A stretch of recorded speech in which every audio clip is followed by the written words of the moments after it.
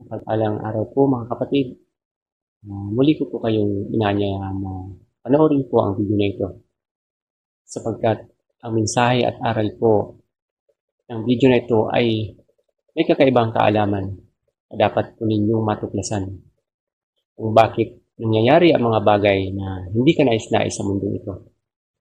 At ang video po nito ay makatotohanan at dito po baka sakali na mabago po ang inyong pananaw sa buhay at makasumpo po kayo ng katotohanan at kaliwanagan sa inyong mga diwa. Tara mga kapatid, atin na pong panoorin.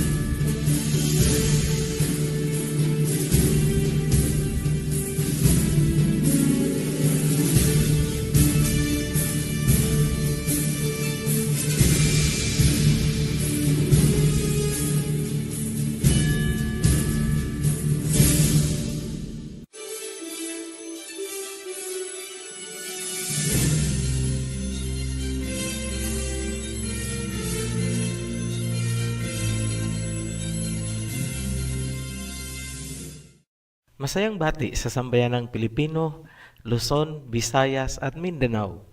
Sobrang totoo ang kasabihan na ang makakapagpaliwanag lamang ng isang aklat ay mismong ang may akda o ang author nito. Ngunit, paano kung wala na ang author?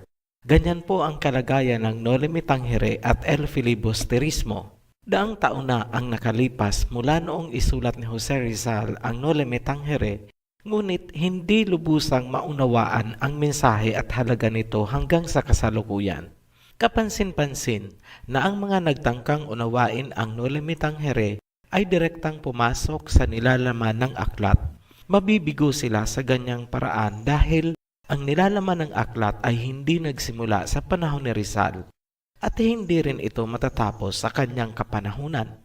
Ang tunay na mga nilalaman at kahulugan ay tumutukoy sa mga pangyayaring libong taon na ang nakalipas bago pa man isilang si Jose Rizal at matatapos sa kaganapan ng mga nasusulat sa Revelation ng Biblia. Ibig sabihin, mabibigo ang sinuman na ma-decode ang tunay na mensahe ng Noli at El Fili kung babaliwalain niya ang pamamaraan kung paano ito binuo ni Rizal. Walang sinumang historian ang nakabatid ng mas malalim na dahilan bakit pumunta si Rizal sa Espanya, Germany, Belgium at iba pang bansa. Ang tanging binibigyan ng diin bilang dahilan ay ang pagpapakadalubhasa sa larangan ng medisina, entomology o pag-aaral tungkol sa mga insekto at anthropology o pag-aaral tungkol sa mga tao. Pero matanong namin kayo, may kinalaman ba ang Greek, Latin at Hebrew Bible sa pagpapakadalubhasa sa medisina at pag-aaral ng mga insekto? Wala. Ang Greek, Latin at Hebrew Bible ay pwedeng may kunting kinalaman sa pag-aaral ng anthropology. Ngunit dahil isinabay niya ang Wandering Jew at Uncle Tom's Cabin, matibay na ang inaaral ni Rizal ay ang kasaysayan ng sangkatauhan mula sa panahon ni Noah. Ang kinalabasan niyan ay ang Noli at El Fili. Bigyan namin kayo ng halimbawa. Isang tauhan sa Noli Me Tangere ay si Pilosopong Tasio na nagsabi na walang purgatorio. Sa history, si Pilosopong Tasio ang naglalarawan ng isang karaniwang heretic na kumakalaban sa mga dogma, doktrina at tradisyon ng simbahan. Kailangang kilalanin din muna si Rizal, alamin ang kanyang angkan at unawain ang kanyang mga karanasan dahil yun ang humubog ng kanyang pananaw na ibinuhos niya sa kanyang mga libro. Sa madaling salita, Kailangan mong ilagay ang iyong sarili sa katayuan ni Rizal at balikan ang kanyang kapanahunan para maintindihan ang kanyang mga obra. Mula sa katayuan ni Rizal, doon pa lang masasagot ang mga sumusunod na katanungan. Ano ba ang mensahe na gusto niyang ihatid sa pamamagitan ng Noli Me Tangere at El Filibusterismo? Bakit una niyang inilabas ang Noli Me Tangere sa Germany at ang El Feli naman ay sa Belgium? Magugulat kayo sa mga susunod naming revelasyon. Magsimula tayo sa panahon na malaki na si Rizal. Ito ang panahon na ang Pilipinas ay nasasakop ng mga Kastila. Ibig sabihin, namulat ang isipan ni Rizal sa katotohanan o realidad ng buhay ng mga Pilipino sa kamay ng mga Kastila. Hindi po tayo mag-focus sa mga pagmamalupit ng mga Kastila, mga praile at gwardya sibil dahil alam namin na marami nang nakakaalam niyan. May dalawang impormasyon lang na huwag niyong kalilimutan. Una, si Rizal ay isinilang sa Calamba dahil babalikan po natin sa kasaysayan kung anong angkan ang kanyang pinanggalingan. Pangalawa, ang mga Kastila ay mga Europeans. Tandaan niyo po ang dalawang impormasyon na yan. Taong 1882, ipinagpatuloy ni Rizal ang kanyang pag-aaral ng medisina sa Universidad Central de Madrid sa Spain. Sa ganung estado, nakahalubilo ni Rizal ang mga anak ng mga nasa alta sosyedad ng Espanya. Bilang estudyante ng kursong medisina, hindi maitatanggi na ang kanyang mga kamag-aral ay nanggagaling sa mayayamang pamilya. Mga anak ng negosyante at mga ranchero gaya ng napapanood natin sa mga pelikula. Hindi natin pwedeng baliwalain na nagkaroon ng exposure si Rizal sa lifestyle ng mga Kastila. Ngayon, tandaan natin na ang transatlantic slave trade ay nasa kasagsagan pa ng mga panahong nasa Espanya si Rizal. Ang pagdukot ng mga African slaves ay pinangunahan ng Portugal at Spain at iba pang mga European powers. Sa ganong kalagayan, napaghambing ni Rizal kung ano ang mga Kastila dito sa Pilipinas at ano sila sa kanilang sariling bayan. Ang karanasan niyang ito ay nakapaloob din sa kanyang Mi Ultimo Adios or Last Farewell na tatalakayin natin sa susunod na video. Taong 1884 hanggang 1885, isang pagtitipon ng mga makapangyarihang bansa ng Europa ang ginanap sa Germany. Ito ay binuo at pinangunahan ng German Chancellor na si Otto von Bismarck. Sa makabagong panahon, ito ay mas kilala sa tawag na summit, gaya ng Asian Summit na pagpupulong ng mga bansa sa Southeast Asia. Napagkaisahan ng mga Europeyong bansa ang sistematikong pagsakop at pagkuha ng mga lupain at natural resources ng Africa. Ang kasunduang ito ay pinagtibay nila in the name of God Almighty daw at tinawag nilang General Act of the Berlin Conference. Nasa Espanya pa si Rizal habang ginaganap ang Berlin Conference sa Germany. Habang nasa Espanya, sinimulan niyang isulat ang unang bahagi ng Noli Me Tangere. Paano naisip ni Rizal na isulat ang Noli Me Tangere? Ang susi para maintindihan kung tungkol saan ang Noli Me Tangere ay ang librong Uncle Tom's Cabin na isinulat ni Harriet Beecher Stowe. Ito ay napublish noong 1852. Ang Uncle Tom's Cabin ang naging inspirasyon ni Rizal sa kanyang pagsusulat ng Noli Me Tangere. Tungkol saan ba ang nobelang Uncle Tom's Cabin at paano nito binago ang kasaysayan ng Amerika? Halimbawa ng mga pagbabago na pinaniniwala ang nangyari dahil sa Uncle Tom's Cabin ay ang pagkakahalal kay Abraham Lincoln bilang Pangulo at ang pagsiklab ng Civil War. Ang nobelang Uncle Tom's Cabin ay ang detalyadong paglalarawan ng sinapit ng mga aliping dinukot mula sa Afrika at ito ay pumukaw sa damdamin ng maraming Americans, lalong-lalo na ang mga nasa hilagang bahagi. Ngunit, taliwas naman ang nangyari o reaksyon ng mga Amerikanong nasa gawing timog o southern states. Nahati ang Amerika dahil sa usapin tungkol sa slavery.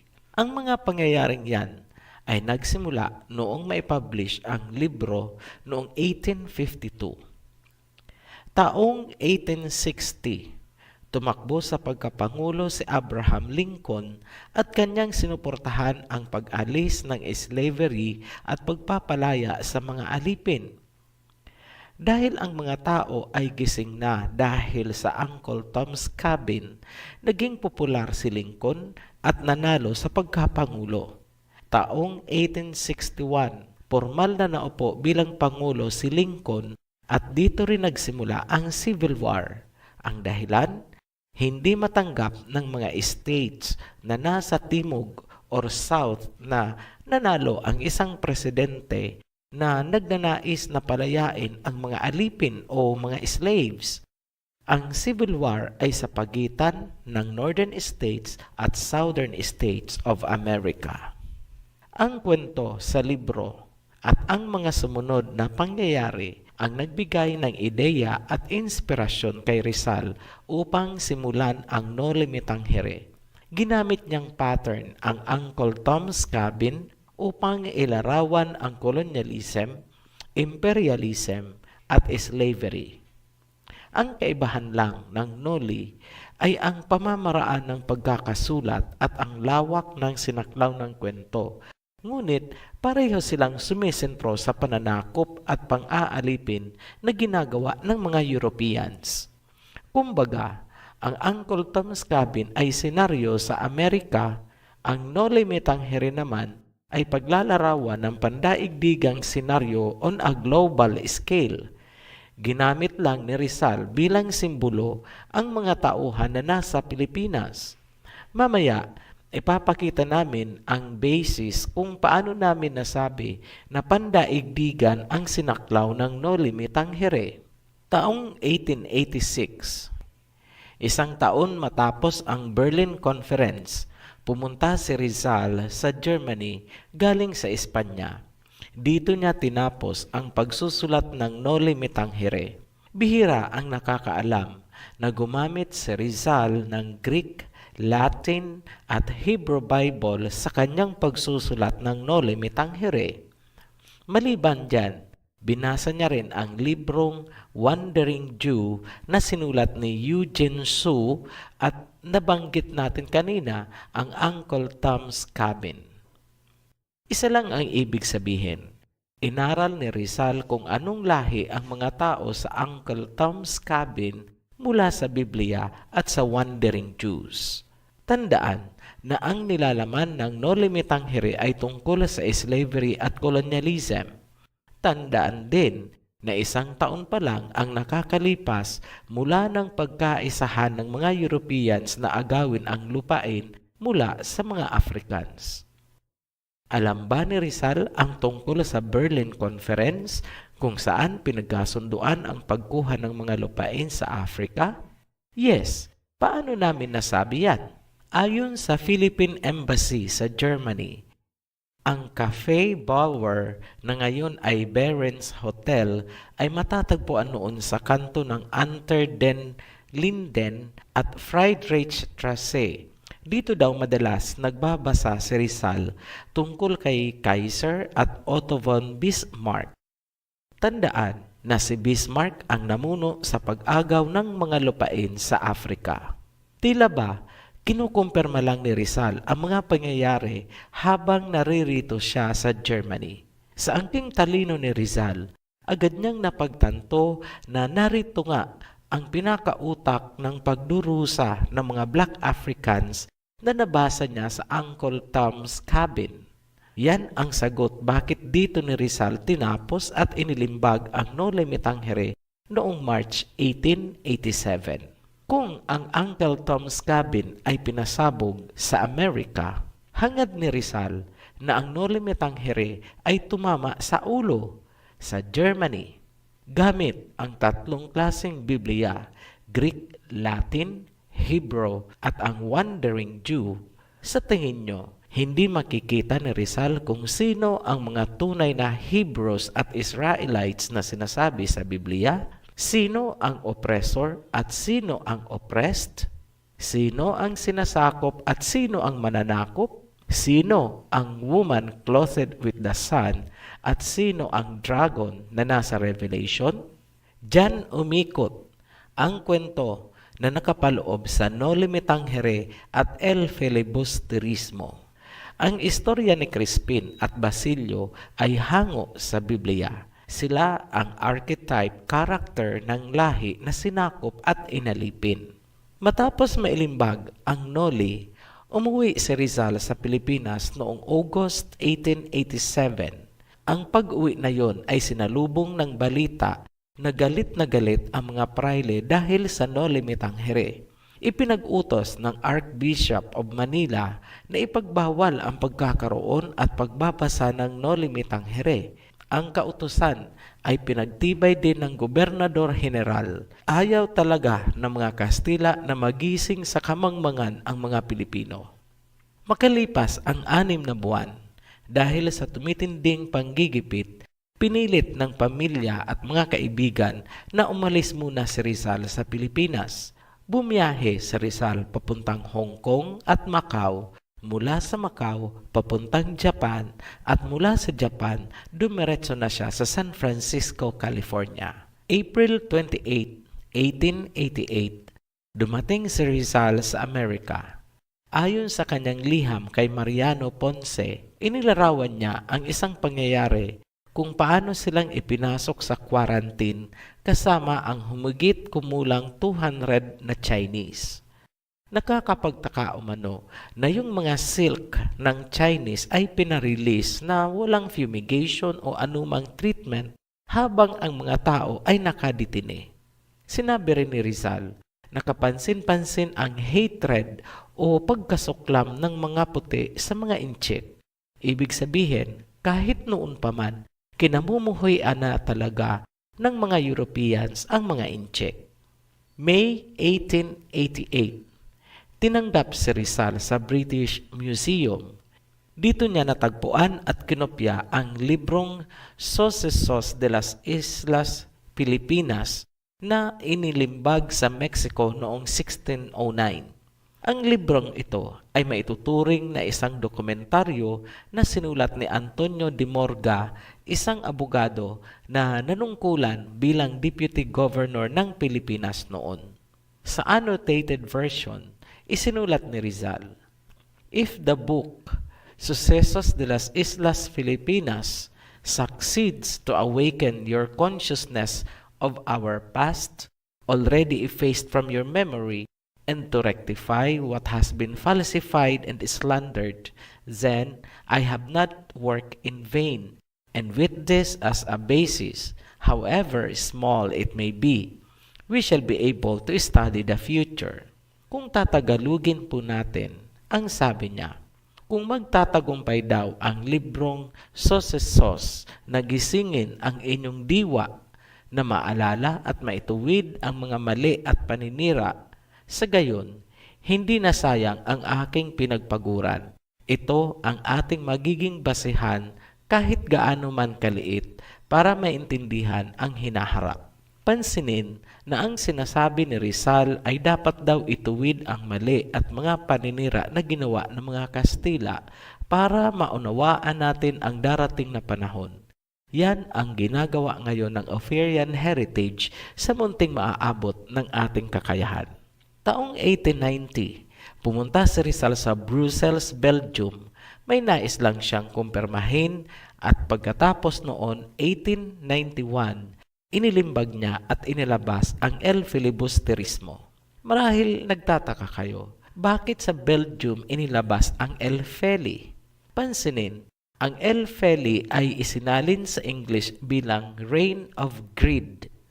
Huwag niyo pong aakalain na ang pinatutungkulan ni Rizal ng El Filibusterismo bilang Reign of Greed ay ang mga Kastila lamang. Ginagamit lang ni Rizal ang pangyayari sa Pilipinas bilang archetype.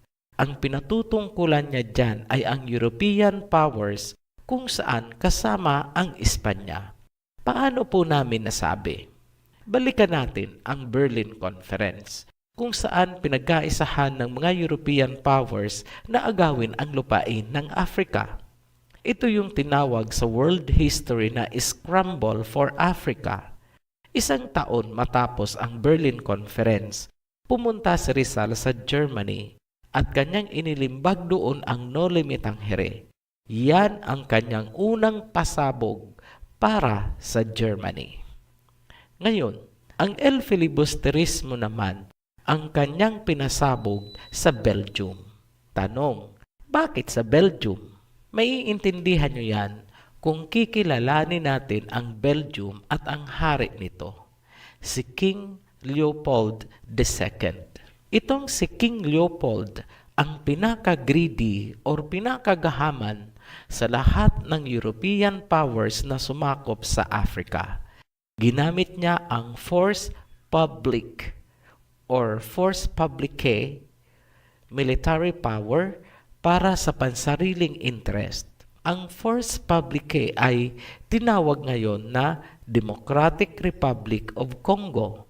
Tinuthot talaga nitong si King Leopold ang natural resources ng Congo simula sa ivory. Kung kalupitan ang pag-uusapan, hindi magpapahuli itong si King Leopold. Isinailalim niya sa forced labor ang mga natives upang mag-harvest at magproseso ng rubber. Kapag hindi naaabot ang kota na gusto niya, pinuputulan ng kamay ang mga workers, lalaki, babae at bata bilang parusa. Kapag ang mga magulang ay mahina ang trabaho sa pagpoproseso o pag-harvest ng rubber, ang ginagawa sa ilalim ng pamumuno ni King Leopold ay puputulan ng isang binte o isang braso ang anak noong magulang. Ganyan po ang kalupitan na nangyayari sa ilalim ng pamumuno ni King Leopold.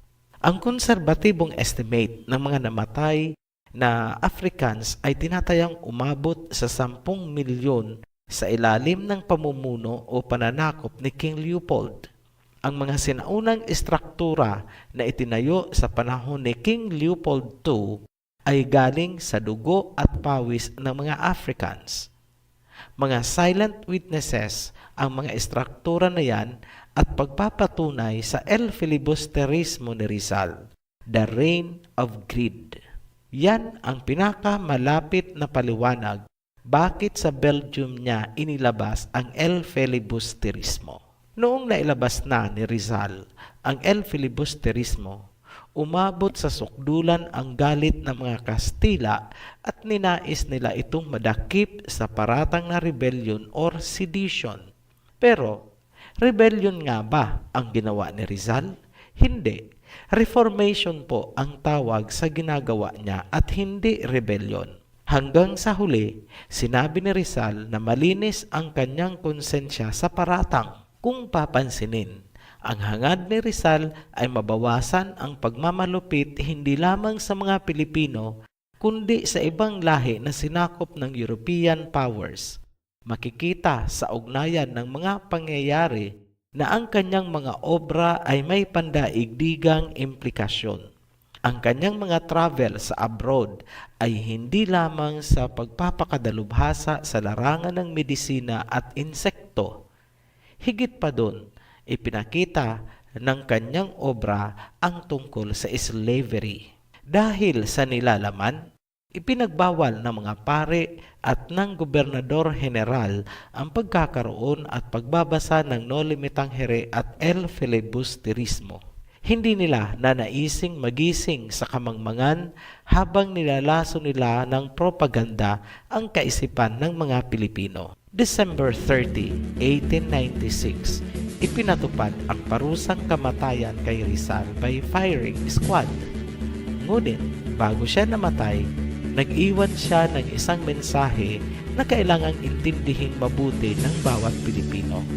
Malalim at matalinhaga ang laman ng Mi Ultimo Adios or ang Last Farewell. Matapos magkaroon ng kasarinlan, tinanggang harangin ng Catholic Church noong 1956 ang noli me tangere at el filibusterismo. Naghain or naglabi sila sa Kongreso na ipagbawal ang pagtuturo ng noli at el feli sa mga paaralan sa Pilipinas dahil kontra daw ito sa kanilang mga dogma at doktrina. Ngunit yan ay hindi pinayagan ng Kongreso, kaya malaya nating nababasa ang dalawang libro hanggang sa kasalukuyang panahon. Sa susunod na video ng Rizal series, i-decode natin ang Mi Ultimo Adios or ang Last Farewell. Muli kaming nagpapasalamat sa inyong patuloy na pagtangkilik at pagsuporta sa Oferian Heritage Channel. Hanggang dito na lang po. Be blessed, Oferians. Mga kapatid, kung niyo pong napanood ang kabuuan ng video na ito at kung niyo pong nagustuhan ang mensahe at aral, paki-like, subscribe, and share po. Marami pong salamat. Be blessed. Shalom.